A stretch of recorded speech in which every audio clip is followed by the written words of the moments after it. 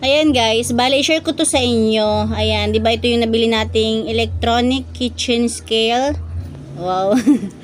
Ayan, ngayon tingnan natin kung tama ba.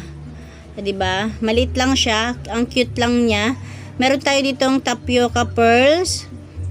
Ayan, ito is 1 kilo. Ayan, tingnan muna natin sa timbangan natin na mano-mano or traditional makalumang timbangan. Ayan, 1 kilo siya, tapos may parang sobra siya ng 1 guhit. Ayan, tataka nga ako, 'di ba? Naisip ko, hindi naman 1 guhit, baka kasama yung ano kasi yung plastic, kasi nung tinimbang ko to diyan, ayan, mahigit din siyang 1 kilo, dapat 1000 gram lang, 'di ba? Is 1000 gram katumbas is 1 kilo. Ayan, nag 1051 siya. Inisip ko nga na mali, kaya lang siguro dahil may plastic na siya. Kasi ito din, kagaya nito, 120 grams. Pero, lumabas siya ng 127 grams. Ayan.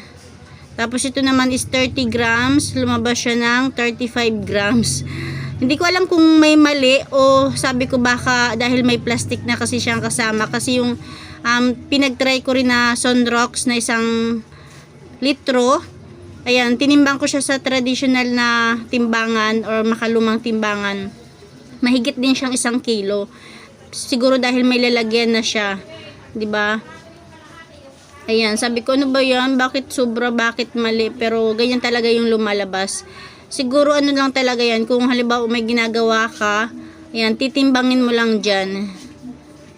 Ayan guys, so okay naman siya. Para sa akin is okay naman. Pero nung una talaga nadismaya ako dahil sabi ko, akala ko is may sira or may mali. Pero naisip-isip ko dahil siguro dahil may mga kasama na siyang plastic. Pero kung yung pinaka-item, ayan naman nag 984. Pero nung inulit ko is nag 1051 talaga siya, o diba? Kaya yan lang guys. Ayan, kapag may ginagawa ka, may niriripa ka, okay na okay to. Dahil, syempre, halimbawa, gumawa ko ng ice candy. Timbang niya is 180 grams or 160. Ayun lang guys. Thank you for watching.